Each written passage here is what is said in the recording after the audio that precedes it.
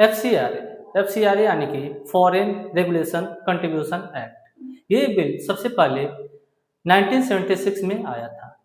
इस बिल में 2 बार संशोधन हो चुके हैं। पहली बार इस बिल में जो संशोधन हुआ था वो हुआ था हमारा 2010 में। उसके बाद इसी बिल में फिर से संशोधन हमारे होम मिनिस्ट्री के द्वारा हुआ है 2026 में। अब इस संशोधन में क्या हुआ है कि जो एफसीआरए का रजिस्ट्रेशन कागजी तौर पर होता था, अब ये सारा प्रोसेस ऑनलाइन होने जा रहा है। इस ऑनलाइन प्रोसेस में क्या खास बात है, क्यों एफसीआरए इतने चर्चे में है? नमस्कार, मैं आपका दोस्त श्याम कश्यप और आपका मेरे चैनल पे स्वागत है। अब हम जानेंगे कि एफसीआरए होता क्या है। एफसीआरए यानी कि विदेशों से जो फंडिंग हमारे देश में आती थी उसके लिए हमको कानूनी तौर पे एक रजिस्ट्रेशन कराना पड़ता था, जिस रजिस्ट्रेशन को हम लोग एफसीआरए के नाम से जानते थे। अब इस बिल में क्या संशोधन हुआ है, इस बिल में अब जितने भी ट्रांजैक्शन यानी कि जो भी हमारा रजिस्ट्रेशन प्रोसेस होगा वो सारा ऑनलाइन हो जाएगा।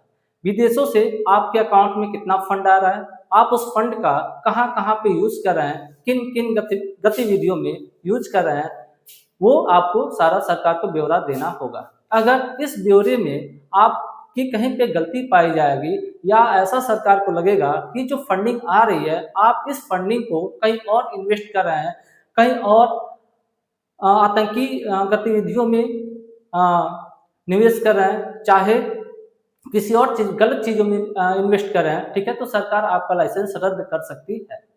ये फंडिंग हमारा एनजीओ में आता था, हमारे सोसाइटी में बहुत सारे सोसाइटी क्लब बने हुए थे, उसमें ये फंडिंग आता था, और हमारे बहुत से धार्मिक संगठनों में ये फंडिंग विदेशों से सीधा आता था, जिसका बहुत सारा ब्यौरा हमारे सरकार के पास नहीं था, जिसके वजह से इस बिल को लाया गया।